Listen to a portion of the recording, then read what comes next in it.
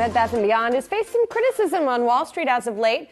On Friday, Loop Capital analyst Anthony Chicumba came out with a note reiterating his $1 price target on the stock, predicting the retailer will go out of business. That's where we find Sozzi's take today. Sozzi had a nice, relaxing, leisurely weekend visiting Bed Bath & Beyond. Yeah, it's how my weekend rolls. But look, I just want to say this up front. You know, we put a piece out on Yahoo Finance this morning, running a lot of photos of what I found in these stores. Before I even go through some of these photos, I've been getting a lot of tweets this morning. I think I'm up to 25 tweets, but it might be folks on Reddit, investors in Bed Bath & Beyond. It is the top ticker on our site. The shares were up close to 20% in the pre-market. I am not invested in Bed Bath & Beyond. I am not short the stock. I'm just out here reporting. No one is paying us for this story. So let's get real here. Stop tweeting me this garbage. It's ridiculous. But some of these photos you're seeing on here, I visited 2 Bed Bath & Beyond stores in Long Island. One, my hometown Bed Bath & Beyond store. It was tough to see in this shape.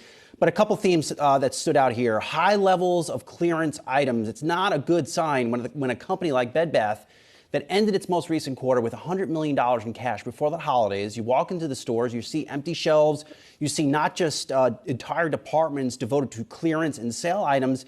The discounting is pretty deep. I mean, they're offering window treatments, for example, at 80% off.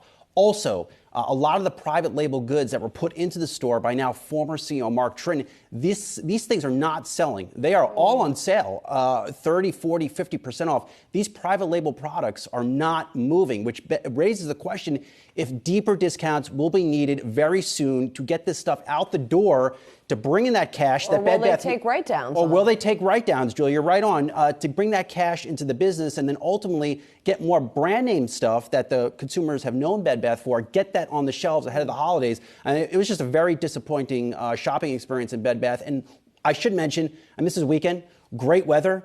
People were out there shopping. I went to visit Roosevelt Field Mall. Mall was packed. These stores were empty, which is a big red flag. So overall here, we're going to fire up my take on Bed Bath & Beyond. It could be a challenging couple quarters here for the company. It could be about to get very real. And there I am.